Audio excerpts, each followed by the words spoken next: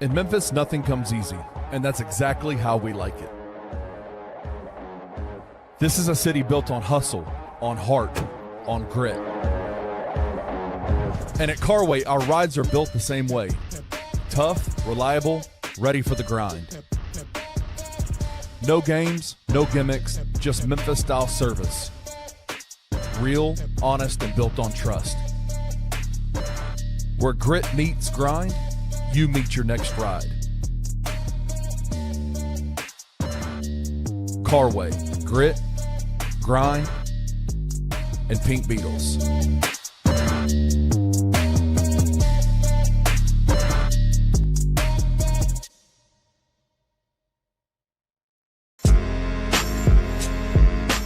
In Memphis, we know a thing or two about resilience. From the grindhouse to the Delta, we protect what's ours. But when pests invade your home, it's time to fight back.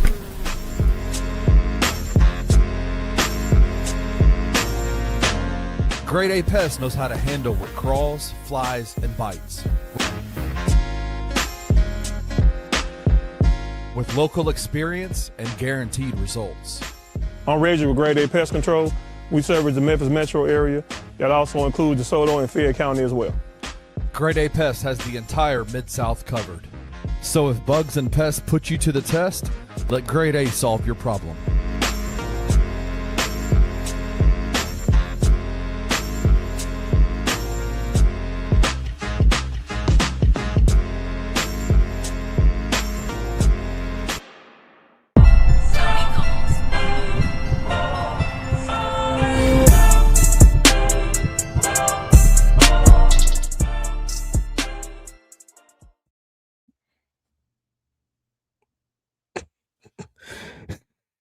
Please tell me Kenny didn't freeze right as we started. Please tell me Kenny didn't freeze right as we started. Kenny! No, it's not Kenny. Guys, I don't know if we lost Kenny or me. Well, welcome to the post-game bounce. The Grizzlies lose 112-97. Kenny was here 2 seconds ago. Oh, just like the Memphis Grizzlies. Yeah, all you can do is laugh and cry. This hat doesn't even fit me anymore. I'm just wearing it to match Kenny at this point. Yeah, Grizzlies lose, man. Gosh, dang it. It's well, you're getting me for a minute because I don't know what happened to Kenny. But yeah, I don't even know if we're live right now. Yeah, I think we're live. Y'all are here. Yeah, Kenny will be back in a second, hopefully. The Memphis Grizzlies lose 112-97 in a very uncompetitive game. Hey, you're back. Welcome. Put you back over there. I feel like my internet crashing right as the show started is kind of apropos of what happened tonight in this Grizzlies game. Jesus, dude. That was bad. It's terrible, dude. Listen, this hat doesn't even fit me anymore. I'm wearing it because I saw you wearing your chick's hat, and I'm just like, gummit, man. That's a chick's hat. That's dope. Yeah, I didn't even recognize that logo. It's the logo that's on your hat. No, I know. I wasn't paying attention to the logo. I was looking at your beautiful face. I wasn't looking at the logo. Good Lord, dude. Listen, I just want to say this. We're experimenting without the background, trying new things. If it's too much Kenny and too much Jared, let us know. We'll go back. We got the two biggest heads on the network, so feel free to tell us. It's a very good point. But I'll just say this, dude. I see a lot of comments, and everybody shout out to y'all for joining us. Appreciate everybody. I suspect some of y'all are in here just to get some shit off and say what you want to say. I see a lot of folks blaming the tank commander in full effect, this, that, and the third. Bro, that wasn't a tank. That was an ass kicking. 100. Right when your internet crashed, you left. Like, your internet said sayonara, and I started chuckling because you were frozen immediately. And I was like, this is just the best way to start this show. Yeah. Because the Grizzlies won one quarter and it was by 1 point, but it was we got beat up and down the court for 48 minutes tonight. And the worst part about it is Jock and Cam didn't win me my bet. So, Dude, I know. That's what I'm saying. My first ever bet in the history of sports betting was tonight, and it was the night that Cam and Jock were just like, Kenny, right? it can only go up from here. It can only go up from here. Yeah, that was On the betting side. That was a bro. Like that was a tough watch. I will readily admit to you, I went downstairs and hung out with my wife for about 3/4 of the third quarter and talked to her, and yeah, Grizzlies lost 112-97 to the Charlotte Hornets tonight. I'll be honest with you, I hadn't watched much Charlotte Hornets. Dude, they got some pieces, man. They do. They got some pieces that I really like. Yeah, we got to talk about it for a little bit earlier today. Yeah, me and you were. Hey, listen. The funny part is, if you're tired of me and Jared already, wait till tomorrow morning at 7:25 because we're going to be back together again on the daily grind. But it was, to me, it was a young core of guys who all play with supreme energy, and when they are hitting shots, they are really, really, really tough. They're a really tough team, not to beat. They've been beaten a lot since the beginning of the start of the calendar year. They've actually been playing really good ball. This is their 4th straight win, but they have a young core of guys that I really, really like. And what's been pretty interesting about this team, based on some of the stuff I've seen this year, plus tonight, it feels like this team and who they have up there has kind of reined in what LaMelo Ball does. And LaMelo is playing more under control because now he's got dudes. Yeah, he still looks out of control half the time, but you can tell it's polished. It's a bull in a china shop style, polished style. And only took 14 shots tonight. He had 16 points, 4 assists. He was a plus 32.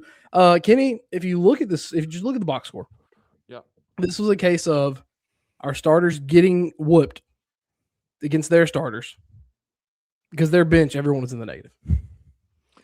Oh, yeah. No, I mean, yeah, but to your point, yeah, the Hornets have some dudes with them. Diabate almost had a 20-20 game, 18 points, 20 rebounds. Con Knibble, we talked about him earlier today, just only 10 points, but still just phenomenal. Brandon Miller, he was a big talking point on our network today in previewing this game, just talking about how he has been recently. Another solid 26 points, 3 assists, 9 of 17 from the field, and then Miles Bridges, obviously 20 points. So every starter scoring in double digits, almost 4 of them scoring 20 points each. Yeah, LaMelo, he's got a stable around him. And like I've said earlier today, if you haven't seen the $2 show, go back and watch it. This Hornets team is starting to develop and blossom right before our eyes.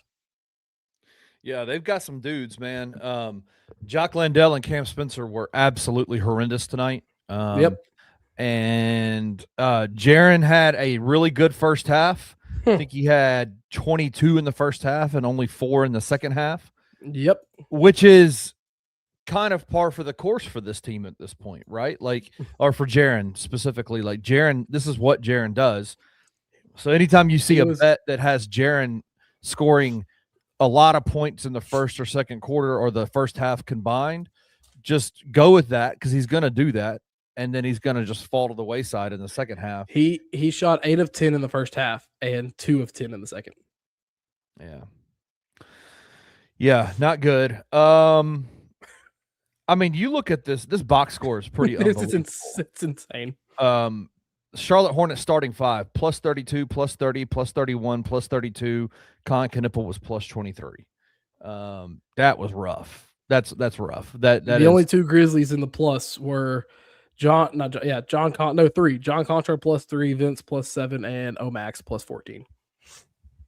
Shout out to Omax. In his 11 minutes, they outscored Charlotte by 14 points. That's crazy. Yep.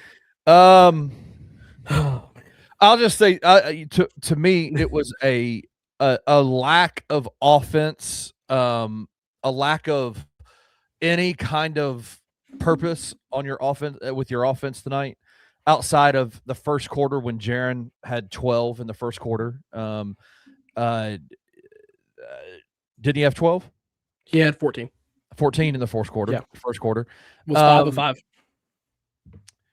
Then it just kind of went away. There was the playmaking was non-existent. Any kind of purpose was non-existent. There was zero, like, they just everything felt like it came out of just broken play, ISO ball, whatever you want to do. There was very little stuff that was being. There was very little things that were being run that were successful in this game. And then defensively, just the paint. They were a absolute screen door on a submarine. In the paint. I mean, they just were leaky all over. Yeah. Points in the paint. They had 52 points to our 38. Yeah. It's actually not as bad as it looked. I didn't even see that until I didn't know that was the exact number. It's not as bad as that. I mean, being outscored 14 points in the paint is not good, but I would have told you they had 70. Honestly, the way that it looked. Well, they also shot 17 of. They shot 40% from 3 tonight too. So yeah. There's just not much to say about this game. There's really not, because like at least with the others we were competitive for 3 quarters and it blew it in the fourth. Tonight we got 4 fourth quarters. That's what it felt like, didn't it? We got 4 fourth quarters tonight. The Grizzlies sucked. AC Surreal says folks play like they've been snowed in for a week drinking beer like myself. Listen, I tried to get up and like actually do some stuff like workout wise today because it's been a couple of days, and bro, I felt like I was a beached whale on a in sand trying to move. It was horrible, and that's exactly what this Grizzlies team looked like tonight. Yeah, being lazy the past 3 days is exactly what happened. Like the Grizzlies forgot what day it was. Like we had, dude, this. There's just not much to say right now about this team because what is our schedule right now? Memphis Grizzlies, C schedule. We have now lost 4 straight, and it's even worse. 4, 5, 6. 7, 11. We have lost 11 of our last 14. And Kenny looks like he's trying to call me from space when they landed on the moon with the video quality right now. Is it bad? I can't tell. I'm on my hot spot. Yeah, it's chopping a little bit. Yeah, I don't know really what to say. I have to restart my, with ice and all that kind of stuff. It's kind of messing up internet a little bit, but I don't know if everybody can hear me, but I'm here. I can hear you. And you sound perfect, and we're. I don't know what else to say. Jalen Wells once again was really bad, and King Meeks wants to know, why is Wells even starting? Well, King Meeks, because Tuomas is a robot and is a creature of habit. And the Grizzlies are also used to getting spoiled in January with Taylor Jenkins, but and it's not been fun. But no, Jalen Wells is still starting because Tuomas Islo is a creature of habit, and the Grizzlies obviously have a direction they're heading in right now with a tank, and that's where we are. Let me move this out the way. Get that out of your face. Listen, we're kind of at a loss here. Don't really know what to say. If you have any thoughts, any questions, anything like that y'all want to discuss, throw them in the comments. Shout out to y'all for being here. 244 y'all are watching. Appreciate y'all. And we can't tell you how much we appreciate it. This is this is true. Nathan's saying it right. This year the defense has slipped too. This defense is not great. No. And it's not been like your point of attack defenders. Jalen Wells has been objectively terrible. Former defensive player of the year. Jaren Jackson Jr. is getting bodied by Musa Diabate. I covered him in high school. That's weird to me. It's not, your two main stalwarts on defense. Even Vince Williams, when he's out there, he's moving like a daggum old man, like I do when I try to play basketball. Shout out to Flossie Fufu. Shout out. The chat is hilarious. The chat makes the show go, especially on nights like tonight. We really appreciate it. Y'all are fun, even when the game is not. Marco wants to know, we have any predictions for end of season record? No, I do not. We're 45 games through right now. Yeah. Give me 28 and 64. No, that's not good. That's not good math. That's terrible math. That's like 28 and 54, I think is what I'm looking for. There we go. Oh man, dude, I'm trying to find the standings real quick because I want to know. So, where is it? 60 Zeller wants to know: are the Grizzlies the worst in the NBA? I think so. I mean, we've lost to the worst teams. Yeah, I mean the worst. Listen, this team as it's currently constructed, and the amount of players that are out, and when you're playing. This team is not good, and they are closer to the Wizards, who've won 11 games this year. The Grizzlies are responsible for 2 of those. Yep. So, until the Grizzlies lose to the Indiana Pacers, then we'll be bad. Well, Indiana's only won 12 games. Indiana's won 12 games. They're better than. Well, so okay, we haven't lost to Sacramento. Right. We have lost to New Orleans. We've lost to Washington. We've lost to Utah. I'm pretty sure. Didn't we lose to Brooklyn, or am I crazy? Have we played Brooklyn yet? Yeah, we played them once. Yeah. Anyways, there's only like one bottom of the barrel team that the Grizzlies have yet to lose to. So we're close.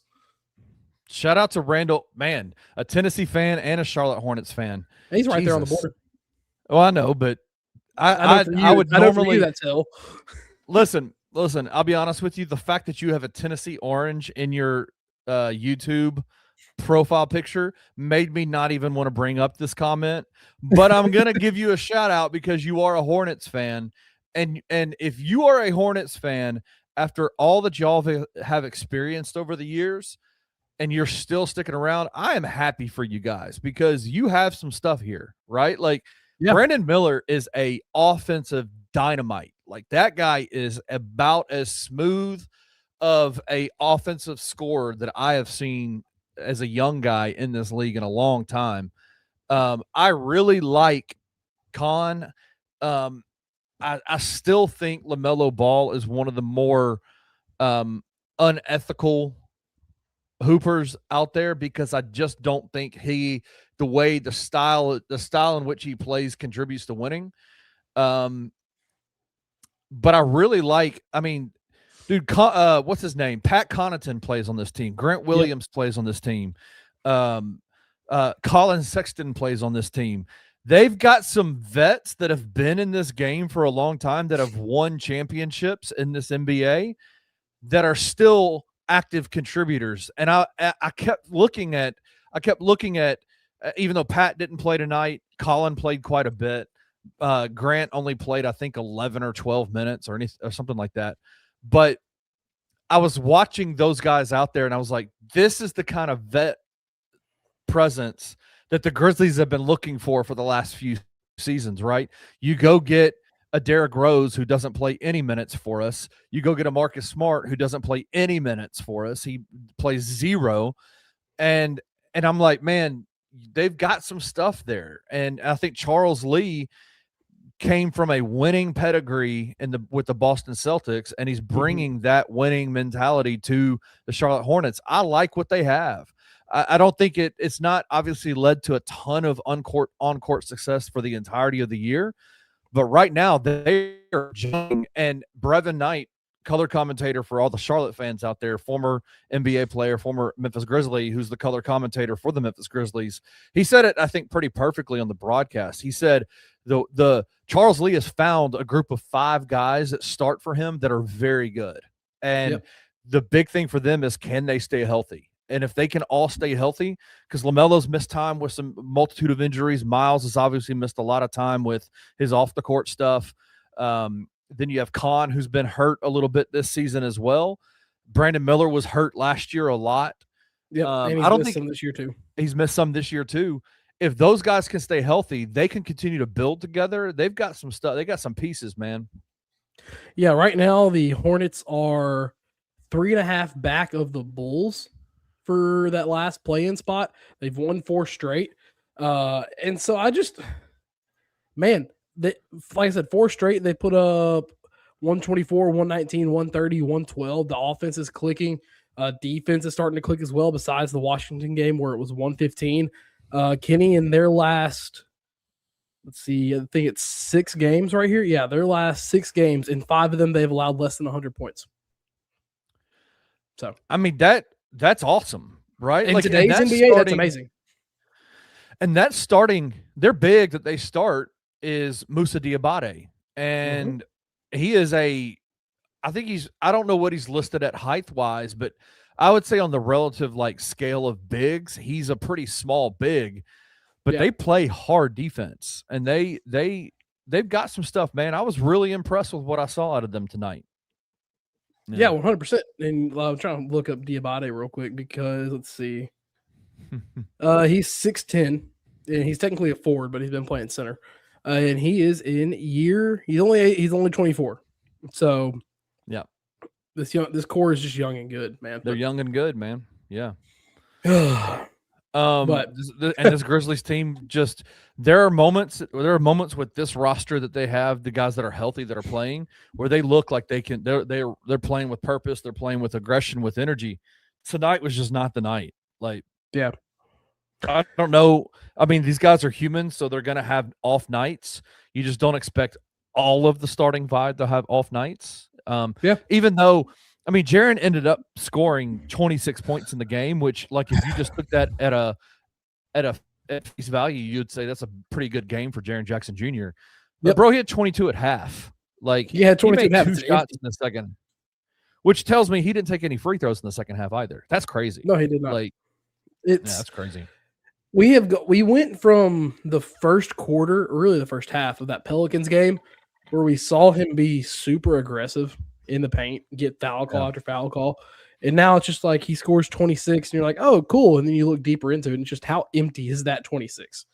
And it's, it's just, it's bad, dude. And you get to a point where I want to go back. You talked about our defense sucking, including our point of attack defenders. Our point of attack defenders are becoming attack points. And it's just bad. Our whole defense are attack points. You're looking at them and you're going straight through them. And it's such a weird time to be a Grizzlies fan because this team can be decent, but other factors that are off the court factors and a couple huge on court factors have just played a role into this team. And and so, but no, the Hornets are good, man. Their defense, like I said, really good as well earlier in this broadcast, and 5 of their last 6 allowing less than 100 points. Kept Cam at bay, didn't even let him get 5 assists. But still, man, that's a well-coached team too. Yeah, they are. Where is it? Tony says, I think Tony's a Hornets fan. He's saying, how about give the Hornets defense credit? Brother, we did. We already did. We did. We're not a Hornets podcast, so we're not going to sit here and kiss the Hornets ass the entire time. But they're a good defensive team. We gave them their kudos. They're a good team. They beat they beat the crap out of the Grizzlies tonight. They did. That was bad. Like I said, you can look at the comment. Everybody's calling this a tank game. That wasn't a tank game. What a tank game was against Houston when they were up by double digits and lost it in the 4th for the 80th consecutive game. Yeah, this was a start to finish ass kicking tonight by the Charlotte Hornets. That's it. There's games where you tank, and then there's games where you come out, and even if you're trying to win, you're not going to get anywhere close. And that was tonight. Listen, I think they were trying to win. Jaren had 33 minutes tonight. Yeah. Listen, for all the Hornets fans out there, I need y'all to know, the Grizzlies just didn't lay down tonight. They were trying. Because they were. listen, That's the sad part. Jaron normally will get you like with as bad as this game was in the second half, he'll normally only play like 28 minutes a game, 27 minutes a game. He's averaging less than 30 minutes a game this year. It's been the biggest point of contention for Grizzlies fans and media personalities for this entire season is play your best guys more. That would be great. Well, tonight, man, clearly Isolo listens to Jared Davidson because I don't think so. No, he does. He tunes in. He told me. He called me and said, "Man, I like that. I like that big head blockhead dude."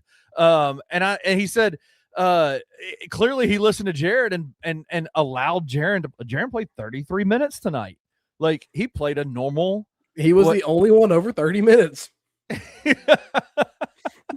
Like it's crazy. So they played Jaron 5 more minutes than they normally do. So but he, like I said, only one over 30. Jock played 26, Cam played 28, Jalen played 25, Sed played 27. Yeah. So it's all you can do is laugh. We are not in denial of this tank mode. Like y'all, we said it. But yeah, Powderhorn. If you're saying who, it's me. But no, that's Jared, right? That's Jared right there. No, Powderhorn, we agree with you. No, yeah, the Grizzlies are in tank mode. We just said the game prior and the game prior and the game prior when they were up by double-digit points against better teams than Charlotte, they ended up folding in the fourth quarter. But they were not trying. They got their ass kicked from start to finish tonight. Like that they were trying to keep it. Here's the crazy part tonight. They were trying to keep it respectful. Mm-hmm. Like they were trying to keep it respectful. When you tank, you cannot intentionally lose every game. You cannot, or else you go 7-75 like the 76ers did that year. Where they started the season like 0 of 37. Like, dude. Well, if the Memphis Grizzlies ever pulled an early 2010 Philadelphia 76ers, Kenny, the forum might be picked up off its foundation and quite literally moved itself. They're not going to tear it down. They're not going to repurpose it for anything. They would physically get trucks and helicopters in the future when we have that technology to move buildings all at once.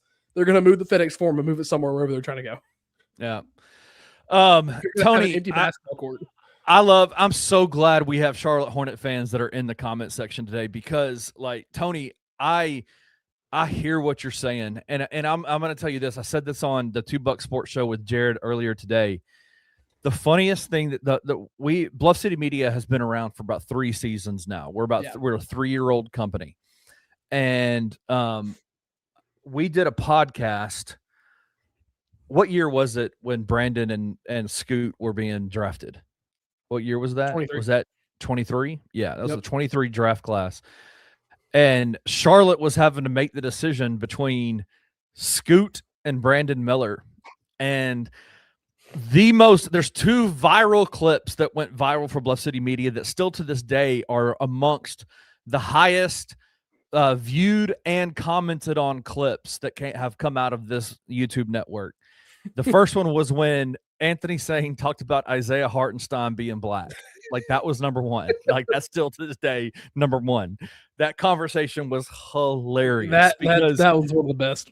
Because here's the funny part: he might not look it, but his daddy is black. Like that it is. His name is Florio or Flavio or something like. I mean, he's very clearly.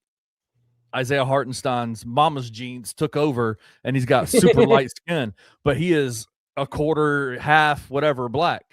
That clip went viral for us, and still to this day, this was like 2 years ago when this happened.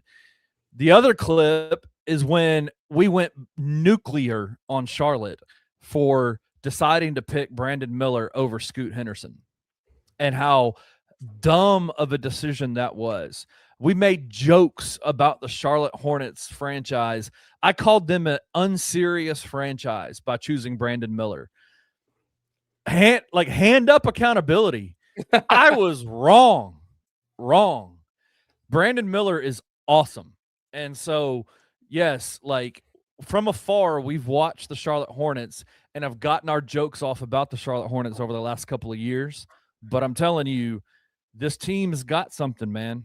Yeah, in the offseason, in the end, when this gets to playoffs and the Memphis Grizzlies eventually aren't in it, and we're talking about the different playoff series, the playoff bracket, and then the NBA draft when we get there in free agency, that's when a little bit more of the all 30 comes around. But right now, Memphis Grizzlies, Kenny, I started a comment because I want to put it up. Okay. I put this I started this for one reason only, because Amy and I, because all of our games this week have gotten canceled, we had looked at going to Saturday's game. And I was just looking around every once in a while. I'll do some perusing and I'll look and see what the floor seats cost. Yeah. I found 2 floor seats that cost $350 each. What are they normally? Those ones I've seen in the past for upwards of like $800. Oh, nice. Yeah. So I saw those and I was like, and then this comment, I was like, yeah, they're tickets everywhere. Like tickets in the lower bowl are cheaper. Well, it could be worse. It could it be could worse. be a The lot worse. Tigers, Memphis Tigers, that are one of the worst teams in America right now. They're in the 200s in the net in college basketball. Are to go to sit in like the middle of the lower bowl. Yeah. It's like $350 a ticket to go watch those games. Like, and this is college basketball. You're telling me front row seats at an NBA game, even if your team sucks, that's an experience, right? Yeah. Like the year we had all the injuries and the Josh suspension where he played 9 games, Amy and I sat 2 rows, not on the floor, but we sat 2 rows in, like, from the floor in the lower bowl. Kenny, we got those tickets for $70 a piece. And it was the Grizz birthday, so we still had, where is it? It was Grizz's birthday. So we got this thing. So we got the little Grizz, the little pop-up like thing. Yeah. And we got lower bowl seats to watch Trey Jemison shoot a 3 right in front of us in the injury-riddled 2023-24 season. Trey Jemison. Yep. And I want to know this. I'm loving the Charlotte Hornet fans in here. You guys are awesome. Randall Griffin, Tony Davis is in here. Whiskey's in the chat now. What's up, Whiskey? So Randall said we have 100% deserved being the ass of every joke for the last 15 years. Yeah.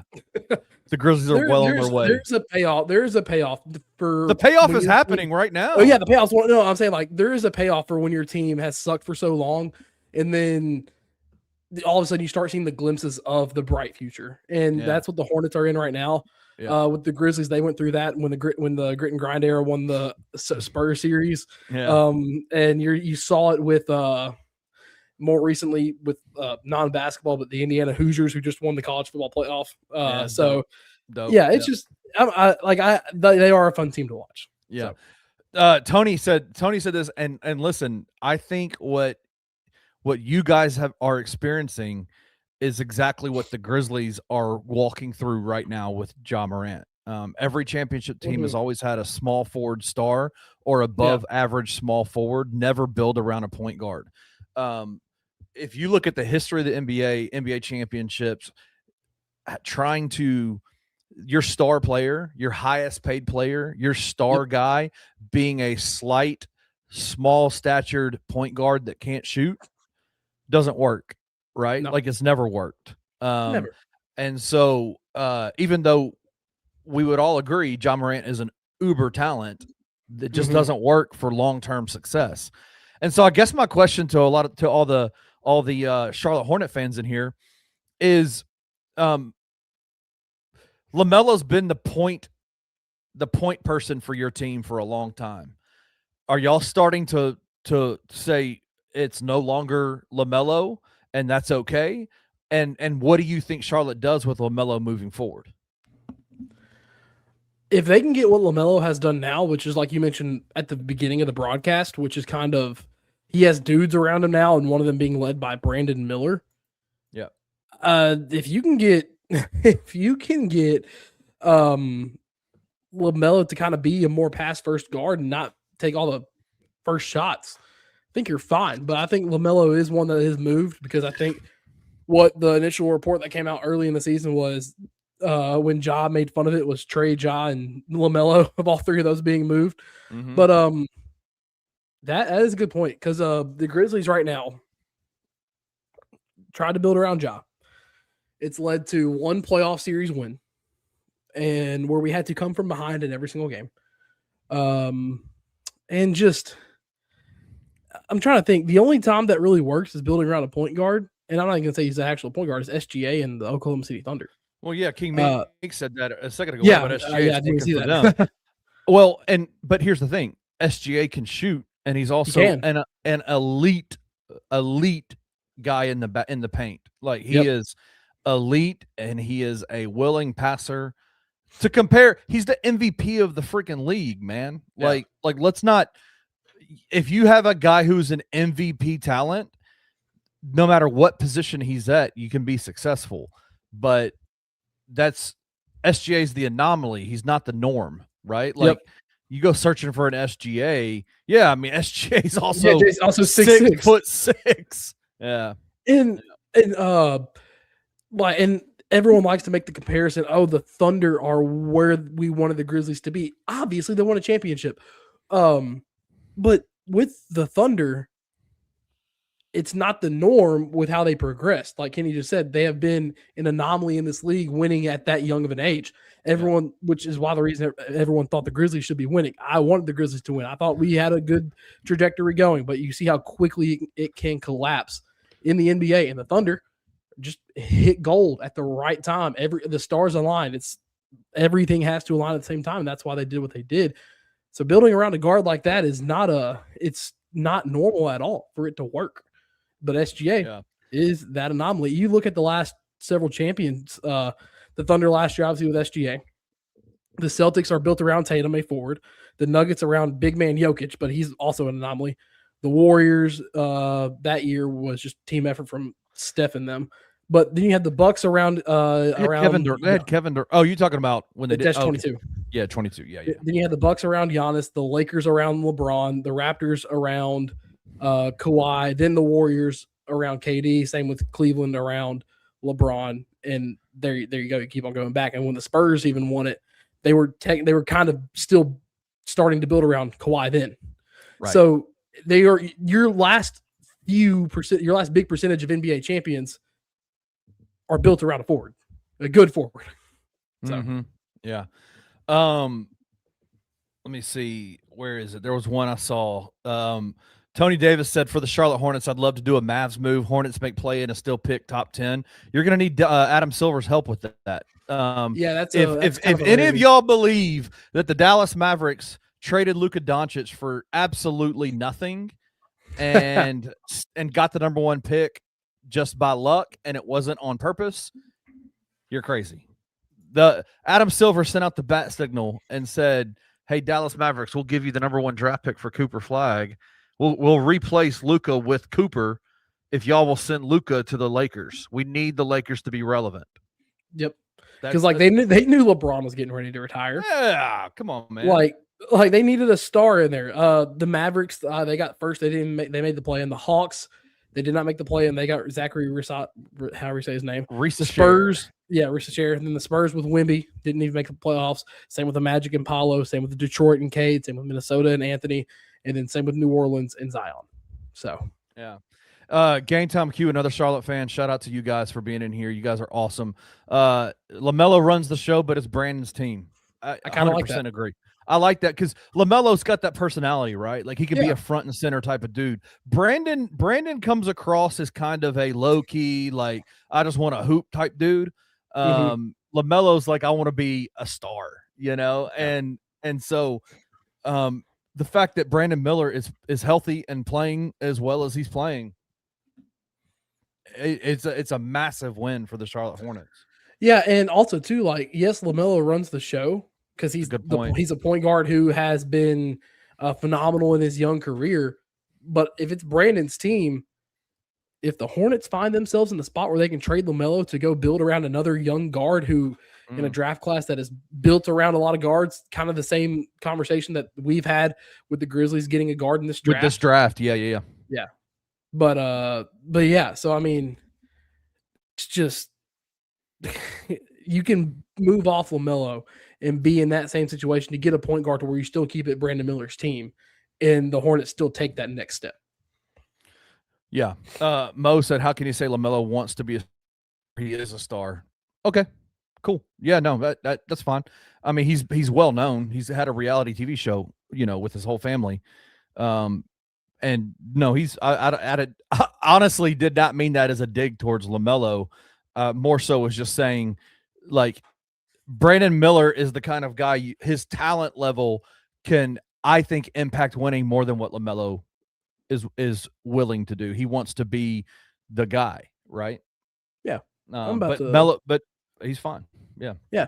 LaMelo's averaging, I think, 7.5 assists this year. I don't know what that would be in terms of him for his, like, where that would be in his career. As far as career highs, let's see here. Assist.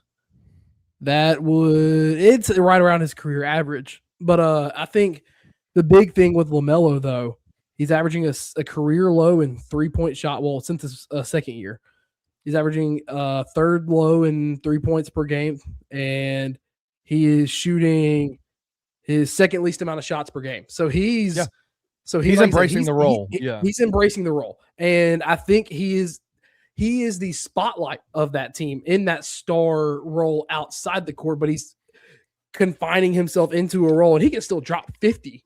Like probably whenever he wants to, but he's confining in his role because he knows it makes the team better with Brandon Miller and Con Knippel.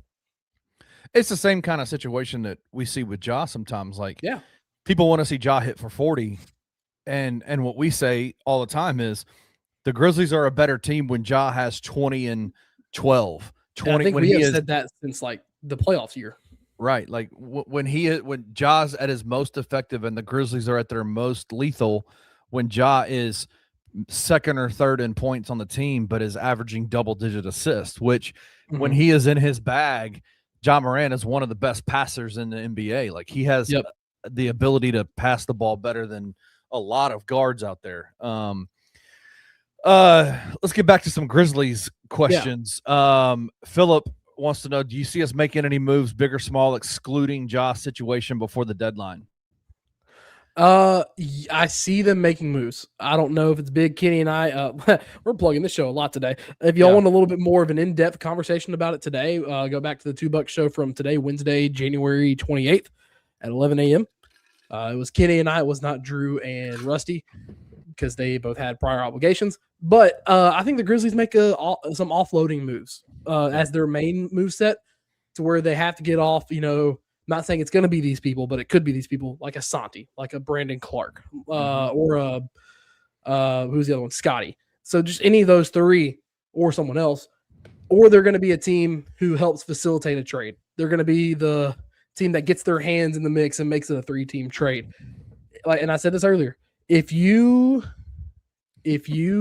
see the Grizzlies it mentioned in Bucks talks, it's because they are the third team that is helping that trade go along.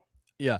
A commenter by the name of Slight Touch. I started this comment because I laughed internally. I laughed really hard when I saw it, and I wanted to bring it up, and then the conversation just kind of moved forward. But I'll bring it up now. Slight Touch says, since everybody seems so scared to say it, I will. Giannis to the Grizzlies to be paired with Ja needs to happen. I would love it. We have said we would love it. Ain't no scare here. Like, if that can happen, that would be awesome. There's not a single player, contract, anything that I would not give up to have Giannis on 100%. This team. But that's not happening. Like, the Grizzlies, I agree with what you're saying, Jared. The Grizzlies moves at the trade deadline. I don't think, like, if they get a deal, like if Charlotte comes to them and says, we want to do this and this and this, and we'll give you Con Knippel for Jaren Jackson Jr. Not going to happen. It's just hypothetical. Hypothetical, Charlotte fans. Don't freak out. But that I would take that deal. But that's 100%. probably is not going to happen. For the Grizzlies to make a huge move, it's a team coming to the Grizzlies for like a Jaren Jackson, or which he will get a pretty penny for, or it's an over it's an over pay for Ja. Yes, Tony. That's why we said hypothetical. Didn't you say, Tony, just a second ago you wanted Jaron on this team? Hey, give us Con. We'll take it. Yeah, you ain't getting our boy Con. Yeah. Hey, that's like he went to Duke, right? Con. So that's close to hometown. Yeah, he's a hometown kid in Charlotte. He's loved over there. Total jokes, guys. I like to talk. Their crap. love for Con is a lot more warranted than some Grizzlies fans' love for pre-draft Dalton Connect. Or Tennessee fans' love for pre-draft Dalton Connect. Yeah, that's what I meant. the level of ratioing that is happening right now that LA is trying to get off of Dalton Connect, when Tennessee fans in East Tennessee were like, this was Memphis's chance to reconcile with us by choosing Dalton Connect. What? To reconcile for what? Like, if you're a fan of the Memphis Grizzlies, you would realize we needed a big. Yeah, considering the big that we had just about to have season-ending ankle surgery for another team. So, slight touch. Zach Kleiman in the last couple of years has actually pursued Giannis Antetokounmpo. It is reported that he made he reached out about Kevin Durant, obviously reached out about Jimmy Butler, and reached out about Giannis Antetokounmpo. But there are certain things that he wants in these trades that, and I'll tell you this, like for what the tea leaves, that's just rude. I mean, shoot, if he just had 18 and 20, I wouldn't do it either. Very good point. With it's my internet. I can hear you and you're blurry, but I can hear you. I'm really sorry, y'all. Usually my internet is crispy. We have about 17 layers of ice. It's like Game of Thrones white wall type of situation in Memphis right now. And so we're having internet problem. Hotspot on my phone right now. That's why it's so grainy. But what was I saying? What I firmly believe is that Kleiman operates and feels super comfortable by operating with draft assets. Like that's what he wants to do. In the last 2 drafts, he has specifically targeted guys that he wants, and he'll use assets that he has on the team already to go get to the place where he wants to be to go get those guys. Well, this is a better draft, a deeper draft than any of the ones when he went up and got Zach and when he went up and got Cedric. And so my firm belief, based on if past movement is an indicator of the future. I think Zach Kleiman is angling to get into the 2026 draft with multiple first-round draft picks. Yeah, and if you want any indicate, like Kenny just said, past is indicators for the future movements. If y'all want to know more about what the Grizzlies would even think about doing, watch the salary dumps and dump offs at the trade deadline, and pay attention either a couple nights before the draft to the night of the draft, because that's when Zach Kleiman makes these trades. We've had the conversation, obviously, with the whole job stuff in recent weeks about, is he going to be traded at trade deadline? And a lot of us have kind of said probably not, simply because it's not what Zach Kleiman. That's not Zach Kleiman's MO. The market's not good for him. It's not. The market's not good. The market's trash, and even if the market was good, Kleiman's the type of guy to still wait and make big trades in the offseason. The Desmond Bane happened on a random Sunday morning, like well before the draft. Yeah. So that when no one was expecting it. So that's just the MO that Kleiman operates. He does all of his work in the offseason, kind of falls asleep at the wheel in season. Drew Holiday, or is this Justin Holiday that he's talking about? Because Drew's with Portland now. Yeah. Giannis, like I said, the rookie that you're talking about is Cedric Coward. The Grizzlies have 6 first-round draft picks to play with right now. And they have through 2030. Because I don't think you can trade draft picks past a certain amount of years. There's not a single draft pick that I wouldn't give up. Oh, 100%. A player not named Cedric Coward or Zach. They have 6 draft picks that they can trade right now. the Holiday from the Celtics. They want. How is that going to work? Wait, what Holiday is at the Celtics? Drew is Drew back in Boston? No, Drew's in Portland. So he was in. I'm getting my timeline of Drew Holiday mixed up. Drew's one of my favorite players. Drew is not on the. Okay. Drew went. Okay, where's Portland? Because I gotta. Now my brain hurts for not remembering Drew Holiday where he's been. I thought it was Boston. I thought it was Milwaukee, Boston, then no. I thought it was Boston, Milwaukee, then Portland. I thought that's what it was. Drew Holiday, Philadelphia, New Orleans, Milwaukee for 3 years, and Boston back and then to Portland. Okay, yeah. So he's with Portland. Yeah. I know he probably wants to play with him again, but Portland is, if you read the Bobby Marks article on ESPN.com about teams, Portland is a team that is prime position to go after Giannis. And so you could see Portland being involved. I don't know what that would look like, how you would get them on the same team, unless Portland just straight up traded for Giannis. Unless they would figure out a way as like a third team or something like that. But Rick the Freak, by the way, man, come on, man. Listen, shout out to you for working out hard, but it might be time to put a t-shirt on. Bro, I can't be having my wife looking back at this episode and being like, "Who's Rick the Freak?" Oh geez. I really feel the players Memphis need are currently on the team. We have yet to see Edey, Ja, Ty, Jerome, Scotty healthy at the same time, not to mention a possible lottery pick and another first. Yeah, we haven't seen Ja healthy in 3 years, bro. Like, at some point, he's also in need of he is also wanting a major extension. Ty. He said Ty and Jerome. Oh, I think he just accidentally put a yeah, that's fine.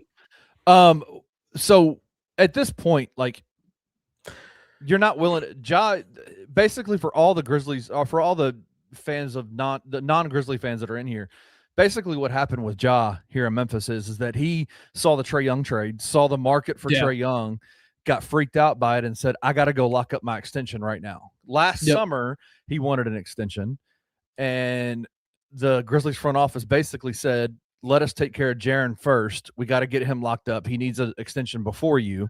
Because Jaren's contract expires before him. Right. So give us till next summer, right?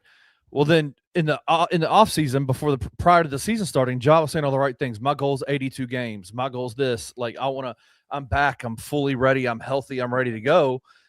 And there was a level of, all right, show us. This season is an opportunity for you to show us that you're the guy. He's played 20 games this year, and on pace to play his fewest besides the suspension year. Yeah, I mean, it's not been great. He's had public temper tantrums against the new head coach and the front office. Like, he's set out games protesting the fact that he didn't receive a contract extension. Basically, he went to the front office and said, I want an extension, give me my extension now. And the front office basically told him, bro, you don't play. How can we max extend you and you don't play? Right. Yeah. And it made him upset. And so that's where we are. That's why we are here right now. And so, yes, I agree with you. We have not seen this Grizzlies at full strength this entire year. They have had more games lost to injury. We thought maybe we had turned a corner, and we just didn't. It's been 3 straight seasons of this. And so, yes, you're right. I agree with that. I don't think Ja's a part of that. I don't think Ja's a part of the calculus moving forward for the Memphis Grizzlies. I think they're ready to move off of them. I think they are too. And also too, like, you're gonna have to trade off of one of these guards. You're going to get rid of one of these guards too, simply because you're about to have a logjam at the 1 and the 2. And with Ja, Ty, Scotty, and Cam all about to be healthy, those are 4 guys who can play point. And I know 2 of them are argued to play shooting guard better than point, but the Grizzlies are about to have a logjam, considering that 2 of them are slated to come back soon because they got assigned to the hustle today. Yeah.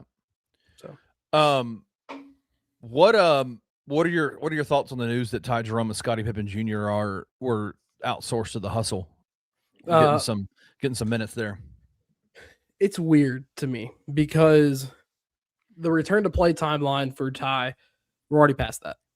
We have exceeded the time limit that they gave us. Clock hit 000s and they're just taking their sweet time. So it feels like a move to kind of get out from under Silver's gun of the untanking. Just to be like, hey, we're trying to get guys here. It feels like a false front because, like, hey, we're trying to get guys ready. We're going to try to make a play-in push, but who knows? Because how long did it take BC to come back when he got assigned to the hustle a few times? Like, it took him quick. Okay. I thought he got assigned a couple more times. No, it was pretty quick. Okay. I don't even think he went to the hustle. I think he went to the hustle after an injury recently. May have been Zach. Anyways, who knows? I like it. But right now it feels like Ty could have been playing for a minute already. And it feels like we have waited too late if we want to try to make a push in the playoffs. But we're tanking. There's the evidence is there to support it. It's a weird move. I really thought Scottie would have been shut down for the rest of the year, given how he was. But Ty, I'm glad we're finally getting close to seeing what Ty can look like in a Grizzlies uniform. Yeah, absolutely. All right. Any other thoughts? I don't want us to shoot our entire gun off tonight because we're going tomorrow too. So tomorrow morning at 7:30. So, anybody else have anything? Any other comments? Thank y'all for being here. Really, really appreciate it. Any other comments from any of our Hornets fans? Any other comments from Grizzlies fans? We'll answer any more questions or talk about anything you want to, and then we're gonna get out of here because we got to be up early in the morning. So. Yeah. The writing was on the wall when Ty. This feels right to. Oh no, hold on. Sorry. Philip Tank Rogers. This feels right to me. Can I be honest with you? My first thought when I saw the news about Ty Jerome was that it felt like that there might be a jaw deal in place. Okay, it felt like what made it feel like that was the Scottie addition to that. Yeah. Because both of them going, and it kind of when tomorrow is a week from the trade deadline, and the first domino that everyone's waiting to fall has yet to fall, and those two are coming back. Those two are getting ready to come back. It makes the antennas go off a little bit. So yeah, and maybe let me edit that comment. It might not be a jaw deal. Oh yeah, but you're right. There's a log jam there now, especially if you get Scottie and Ty back. Yeah, not necessarily. It makes me wonder if there's a deal in place before the trade deadline. Yeah, and I've said with the addition of Ty Jerome and the emergence of Cameron the dog Spencer, Cameron has. Why am I calling him Cameron all of a sudden? He has made Cameron crazies. He called him by his government name. My bad. Yeah, man, bro. That's messed up, bro. But it feels like Cam Spencer has made somebody expendable, and the person on the short end of the stick is Scottie Pippen. So, and I say that because Ty's the six man of the year runner up that you brought in. Oh yeah, he's a free agent pick. You don't trade a free agent. Yeah, you don't trade that, and it feels like one of the two that are going to go will be Ja or Scottie. Possibly, right? Yes. It makes me think that there is you're not going to trade somebody before the trade deadline who's on the injury report, right? Like you're going to bring somebody back. You're going to want to give them some playing time and show that they're ready to go, so a team will make the deal.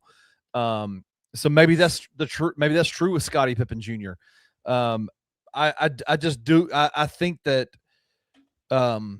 there's something to bringing both of those guys back and the trade deadline being so close. I don't think any of that's on accident. No, it's not. It's ZK putting everybody on alert. It's like, hey, here's what's about to happen because we're leaning in this direction. We're getting off at this exit, or we're dropping you off at this exit. Kenny, I saw another comment before we get off here. I've seen this, and I noticed this last draft, especially when the Hawks got screwed a little bit. It's teams who have sucked, especially the Spurs top 2 draft years when they got Wemby and Stephon Castle. It feels like teams that have been kind of terrible have not been given those picks. I'm looking at the Washington Wizards. Right. There's a reason why teams stay in tank mode for multiple years at a time, right? Because it's I don't know if I wouldn't necessarily say it's luck to get that. I think I think Dallas getting the number 1 draft pick is crazy, right? Yeah. But all right, cool. Shout out to everybody. That's a Charlotte Hornets fan. Maybe you're seeing Bluff City Media's content for the first time. Greatly appreciate you guys being here. Shout out to y'all for sticking with your team. I really dig that. I've been a Memphis Grizzlies fan since, go back and look at Torrance Kinsey days. Go back and look at who's the kid, Hakeem Warwick, when Hakeem Warwick was our starting 4. I remember sitting outside my best friend's house 25 years ago when it was announced that the Grizzlies were coming to Memphis and just being like, holy shit, it's going down, right? Like, we have been through lean times as a Grizzlies organization, and so is the Charlotte Hornets. And so shout out to all you Hornets fans who are sticking with your team. And also, we covered who knows? Maybe future division rivals if the NBA does expand. Yeah. Oh, we'd love to come to the East. Yes, we love it. Yeah. We have at Bluff City Media, we have 3 daily shows. We have at 7:30 in the morning, the daily grind starts. Usually Luke Hatmaker is in charge of that, but he is dealing with crazy winter weather issues and power outages. He has been without power now for the entire week. 4 days, 5 days at this point. And so I've stepped in to help out with that. Jared stepped in multiple times. We'll be on the daily grind tomorrow morning at 7:30. It's a short, quick show. We just have a good time, talk about sports, have a good time. And then at 11, the $2 Sports Show is on, and usually it's Rusty and Drew, but we're all dealing with weather situations over here. And so I think Rusty will be on tomorrow. I don't know who's going to be on with him just yet, but $2 Sports Show is great. We talk all things Grizzlies, all things, all the sports. We do it all. And then at 1:00 p.m. tomorrow, Anthony Sane Show. I'm the producer on that show alongside Anthony Sane. He is the host, the legend, Anthony Sane, the underground king of Memphis radio, of Memphis sports media. He's phenomenal. Come check it out. If you think this is fun, come check Anthony's show at 1 p.m. It gets the wire very quick. So come hang out with us, like, subscribe, notification bell so you know when we go live. We do these post-game bounces after every single game, even when they get their ass kicked by the Charlotte Hornets. Yeah, we have fun over here. Jared, you're the man, dude. I appreciate you. Man, you are the man as well. It's been fun. It's been a crazy week with having to shift everything around, whether been working from home the past 3 days, and it's about to be 4, and then they gave us Friday off no matter what. But no, man, it's been fun, and it's just a big family over here at Bluff City Media. When things go haywire, everyone pitches in to help where needed. So a lot of great content everywhere. Like Kenny said, put the notification bell on to come back. Hornets fans, when we come to y'all's place later this year, come back here. Yep, absolutely. All right. We'll see y'all tomorrow at 7:30.